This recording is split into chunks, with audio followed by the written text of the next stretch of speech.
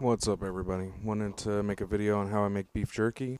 First of all, not affiliated with Cabela's, just got it for free on Black Friday with gift cards, and this is my first one, so we'll see how it goes.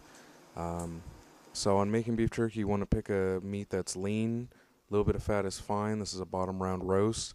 You want to freeze it overnight and then let it thaw for about an hour or two so it's solid but not frozen. Ingredients list is very simple. Worcestershire, if you want to do teriyaki, teriyaki, soy sauce, salt and pepper. I'm sure there's other recipes out there, but this is what I've been using, and it's delicious. You want to go ahead and have about equal parts Worcestershire and soy sauce, but a little bit more on the soy sauce side. Uh, and you just, add them together. And with teriyaki like this one, you want to be very sparing with it. It will overtake the flavor pretty quickly if you add too much. And then soy sauce is pretty salty, but I add my own extra salt as well. It helps with the dehydration, and I really like salt, so I'll go ahead and just add some salt and pepper as well. And then we can go ahead and start cutting the meat.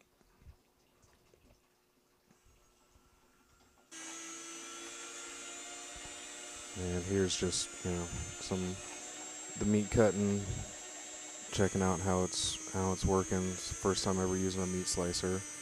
But once you go ahead and get some sliced up, go ahead and add it to the marinade. It was a little hard with the camera, so I just kind of tossed it in and I fixed it later off camera.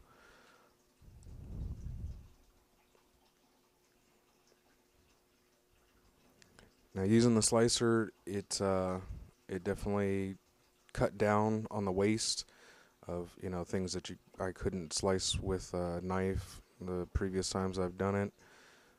Everybody says while it's still raw like this, to cut the fat off and dehydrate just the meat, and that's fine if you don't like the fat or if you're going to store it long term, because everybody says that it makes it rancid, or the fat goes rancid if you store it. But if you're going to eat it right away like I did, it's delicious. So I kept the fat on the whole time, ate it with the fat, and but if you're going to store it, you can just rip it off, and it actually makes it easier to dehydrate it first.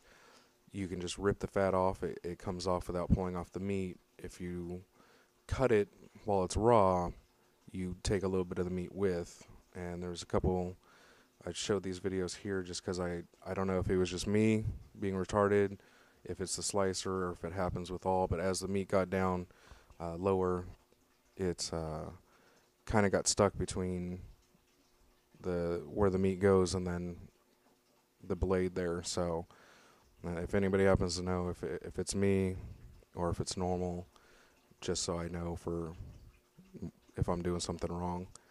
So here's all the meat cut up and putting it in.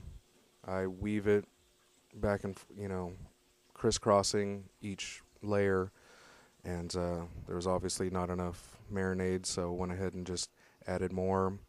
I don't measure anything. I just kind of pour it on there until it looks good. And here's the only leftover bit from using the slicer, a lot less than usual, and I went ahead and fried it up and ate it so it wasn't wasted. And once you get it all in the marinade, you want to let it marinate overnight.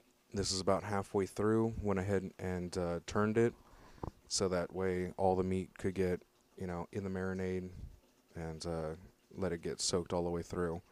And you want to make sure too that as soon as you're done, you start cooking. You want to dehydrate it all pretty quickly, because if you let it marinate too long, the flavor gets very pungent, gets very salty if it sits there too long. Now the next step is to take it out of the marinade and um, dry it with paper towels. You want to get it as dry as possible before you put it in the dehydrator, because it'll cut the time down and it'll just dehydrate quicker. And from everything I read when I first started was to use paper towels, but it uses a lot of paper towels. So if anybody has a way of drying the beef without paper towels or without wasting as many, I'd love to hear it, because I end up using a whole roll every time. So I use a dehydrator to do mine. Just lay it on the racks as flat as possible. without touching or overlapping, as it will cause the meat not to dry evenly. So here's it all spaced out, one load. Um, got it all done. Drying times differ depending on dehydrator, how thick, how many you have. This one happened to take 3 hours.